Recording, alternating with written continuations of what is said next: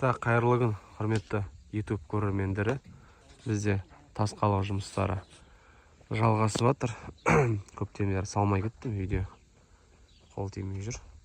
Бізде міне кішкене үйдің түрі шығып жатыр. Үйдің көлемі 19-ға 16, сосын 6-да 15 гараж бар. Осындай салып жатыр. Мына гараждан бастайық. Гаражда алайттым алдында. Ана жерде ортасы балкон болады. Мына жер 3 терезе, но терраса. Через гараж арқылы үйге кіруге болады. Мына жерде бізде 5.30-да 7.30, по-моему, гараж. Мына жақ бізде склад, жаңағындай хозяйственный, сосын котельный. Мына бізде холодный кухня. Сосын мына үйге кіріп кетуге болады.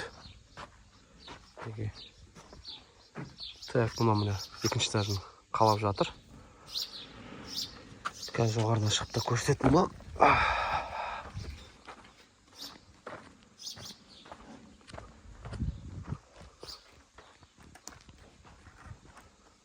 Мына сыртқы көрінісі.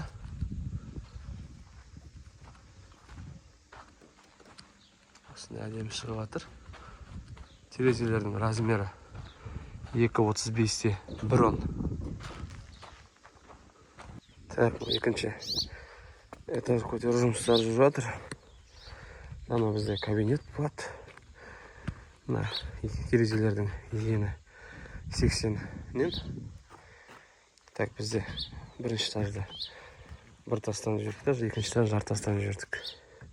Бізде Атырау облысында осындай ракуша болып қолданады. Әрі бір тасы 500 теңге. Мен жалпы 2 этажға тура 14 мың тас түргем. Көреміз, жете ма, жетпей ма. Мына бізде балкон болады. Мына жерге перилаға орындайындап кетіп жатырмыз. Қазір темірін алып келдік. Арасына қондырып жібереміз.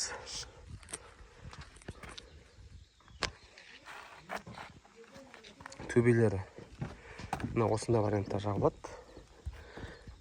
Бұл независимо болу үшін кеше айтып өттім.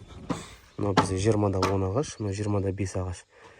20-да 5 сантиметр төмен қарай кесіп жібердік. Сол кезде екінші этаждың полына үстіне басқан кезде мынаған әсер етпейді. Бұл бірінші этаждың потологына. 20-да 10 ағашты мен штуғы 15 мыңнан алдым. 20-да 5-ті 6 мың жарымнан алып қойдым. Пока 50 штук 20-ға 10, 50 штук 20-ға 5 ағаш алып қойдым. Тек қана этаж аралық түбінеге жабуға. Тағы бір ерекшелігі. Бұл жерде алдында айттым, енді жаңадан көріп жатқандар олар.